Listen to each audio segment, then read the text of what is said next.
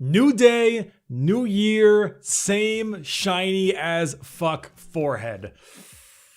I'm blinding people with this shit now. Welcome everyone, I hope you enjoyed your 2016. Most people didn't, but I hope you enjoyed yours. 2017 is here, it's a new year, new goals, new aspirations, new things to be done, and I'm very, very excited. Got streams planned, got videos planned, got new and exciting shit. It's gonna be awesome. It's going to be a blast. And to start off the year, I thought, why not talk more about last year? Which is normally the best thing to do, like not the best idea, but it's a Monday vlog, and I thought, you know, I like making my little opinionated things about games and shit like that, and this is the perfect video because it's the end of the year, so I am going to make, and I'm making a top 5 best games of 2016 list for myself. Now, unfortunately, this list is probably going to be really shit.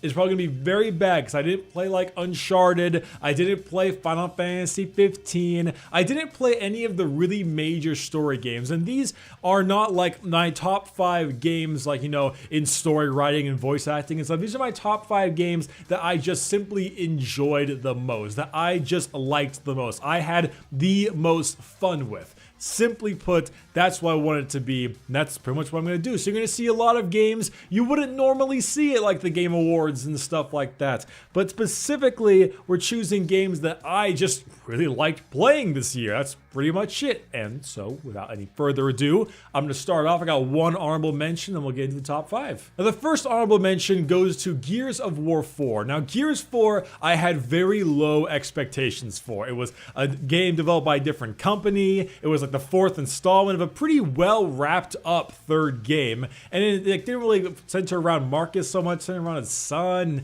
That could really end up being kind of a problem, but it actually was a surprisingly fun game. Now, it's not breaking new ground or anything, but the campaign was actually pretty dang Gears. It was a very Gears campaign. It was a bunch of silly, you know, cheesy dialogue and awesome combat, and that last mission is a fantastic mission. It was a ton of fun. It ran well, at least on my, you know, PC that I played it on. It, like, the controls felt really just handy and simple and nice, and the multiplayer felt very fluid, and the horde mode was revamped and pretty well done. I was almost across the board. Things seemed to be doing very well. I was quite impressed, honestly, with Gears of War 4. I did not expect it to be this good. Now, I had a few, like, problems as it kind of went on, but overall, I was pretty okay with Gears 4. And not just pretty okay, I was quite pleased. I was quite pleased with Gears of War 4, and that's why I put it as an honorable mention for this list. All right, coming in at number 5, we have Dead by Daylight. This game, I have a little bit of a back and forth issue with. On one hand, I really enjoy this style of formula. Asymmetrical survival horror game, kind of 80s style, one unkillable killer, and 4 survivors. Like the idea that everything is about a long, tension building, tedious little thing where like this generator you have to repair as a survivor takes fucking forever to do, and so that you have to worry about time management and stealth and things like that. And I really enjoyed playing it both as a survivor and killer. I prefer killer, but it was fun both ways. As time went on, I started getting to the higher ranks of this game. It developed more into sort of like a meta, basically, which was good and bad of the game. It gave the game variety and replayability, but it also caused a shitload of balance issues,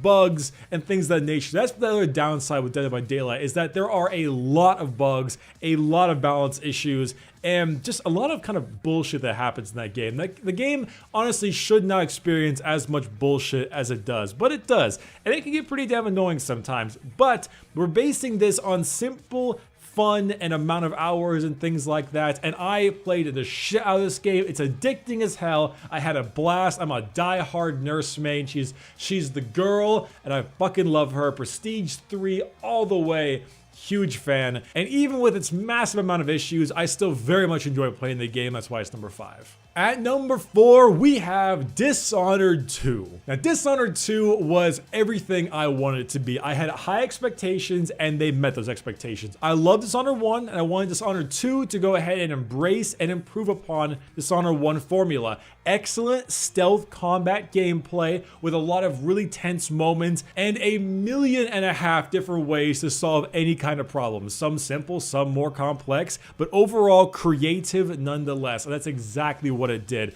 A good story, interesting characters, awesome new powers with Emily Colwyn being a playable character, and a decent like 15-hour campaign with a ton of replayability and customization. It is a very good story game. If you like any kind of stealth action game, I highly recommend it. It is probably one of the best stealth games I have played in years, and I had an absolute blast. Nothing really to read into here. I just really enjoyed that game. Oh, but fuck bloodflies. Fuck bloodflies.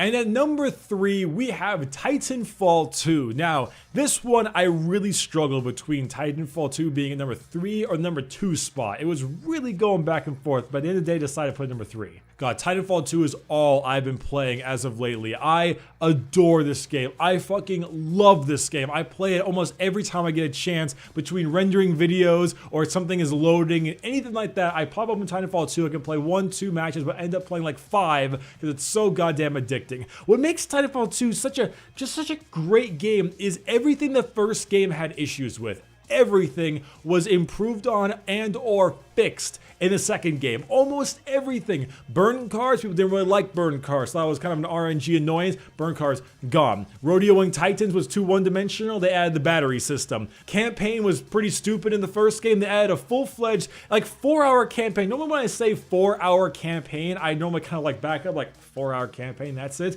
But for some goddamn reason, it was a really fun 4-hour campaign. I have no idea why it was an extremely fun 4-hour campaign, but it was.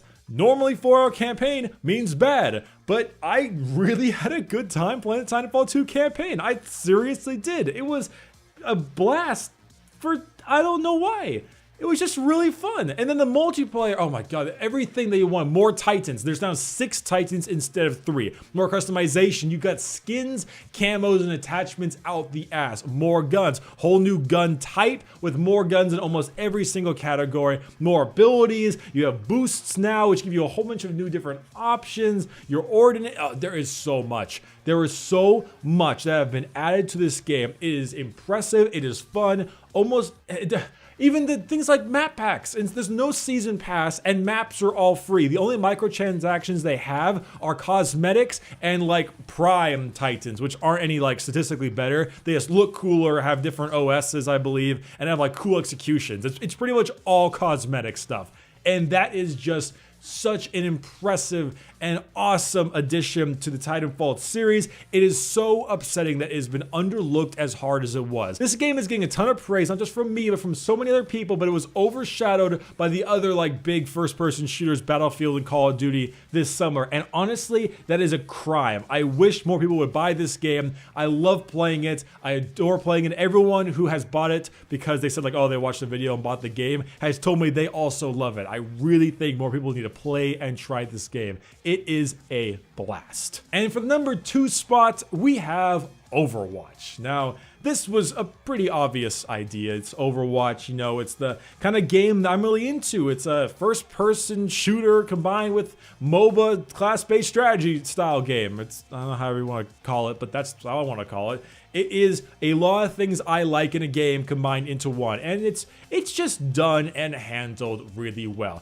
The amount of bugs and glitches are at a very low minimum as opposed to so many other games, you know, side Roadhog's Hook. The characters are extremely diverse and interesting. They all have their own special way to play them. The art style is amazing. The little animated shorts are always a blast to see. All the new characters and maps and add-ons are all free with the exception of like skins and stuff, which of course are purchased via the loot box system, which you can get for no money if you wanted to. I just really enjoy. They decided like, hey, let's make this class-based shooter style game very simple. Couple game modes, couple maps, and just kind of do it really well. Practically perfect this kind of idea. And they did it, I think, fantastically. New characters are seamlessly added extremely well. And honestly, Overwatch is not only extremely fun for me to play, but I feel like, simply put, the game just functions perfectly. And that's why it's number 2. And finally, number 1. My number 1 game of 2016 is Dark Souls 3. No, it's kind of funny. I was thinking to myself like, oh, this is the games that I liked the most this year. Well, Dark Souls, how much fun I had. Yeah, fun I had. Yes, Pontiff Sullivan, haha, Champion Gunder, the Nameless King. Oh, yes. Fantastic. Good times right there. Dark Souls 3 for me is my favorite of the 3 Souls games. Now, Bloodborne is moving his way up there. It might actually be my favorite Souls, from software game kind of thing soon, but we'll wait till I finish the game. But so far, Dark Souls 3 is my favorite Souls game. Now, I mean, Dark Souls 1 was really fun, and Dark Souls 2 had, I think, great PvP, and wasn't like a bad game. I think it's too much shit, but Dark Souls 3 has some of the most memorable bosses, some of the best music. I enjoyed the faster fighting style. I enjoyed the increased speed it has. It was a lot more fluid and fast-paced compared to the other 2 Dark Souls games, and honestly, the story was just really damn fun, and I just had a good time. I just had a good time even though I didn't have a good time. I hated it and loved it, but I got like the new game plus 5 just from playing it over and over again and enjoying myself. And even though the PvP has some problems, I just had a good time. I just really enjoyed Dark Souls 3.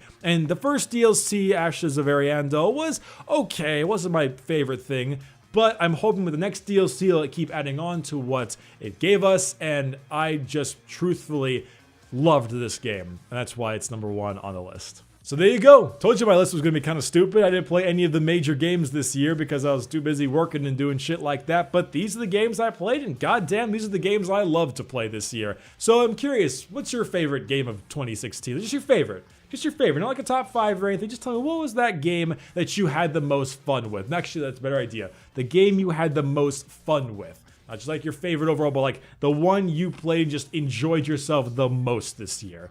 That's pretty much it for me today. All right, hope you have a great Monday. Hope you have a fantastic rest of the week, and I will see you on the next video. Bye-bye.